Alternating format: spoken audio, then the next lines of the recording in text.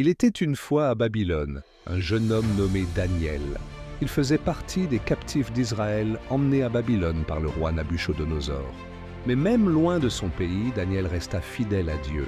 Un jour, le roi ordonna à tous les jeunes serviteurs de manger les mets du palais, des aliments offerts aux idoles. Mais Daniel dit « Je ne veux pas me souiller avec les mets du roi ». Il demanda à ne manger que des légumes et de l'eau. Et Dieu le bénit. Après 10 jours, il paraissait plus fort et plus saint que tous les autres jeunes, parce qu'il avait obéi à Dieu. Plus tard, le roi Nabuchodonosor fit un rêve mystérieux que personne ne pouvait expliquer. Mais Daniel pria, et Dieu lui révéla le songe. Daniel expliqua le rêve au roi et dit « Il y a un Dieu dans les cieux qui révèle les secrets ». Le roi fut émerveillé et reconnut la grandeur du Dieu de Daniel. Des années plus tard, un autre roi, Darius, régna sur le royaume. Les ennemis de Daniel étaient jaloux de lui, car il était sage et fidèle. Ils décidèrent de le piéger.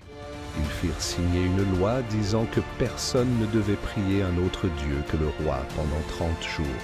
Mais Daniel continua à prier Dieu 3 fois par jour, comme toujours. Il ne cessa jamais de parler à son Créateur. Quand le roi apprit cela, il fut forcé d'appliquer la loi. Daniel fut jeté dans la fosse aux lions. Mais cette nuit-là, Dieu envoya son ange pour fermer la gueule des lions. Daniel passa la nuit en paix, protégé par la main de Dieu. Au matin, le roi courut vers la fosse et cria « Daniel, ton Dieu t'a-t-il sauvé ?» Et Daniel répondit « Mon Dieu a envoyé son ange et il a fermé la gueule des lions. » Le roi Darius ordonna que Daniel soit retiré de la fosse, sain et sauf.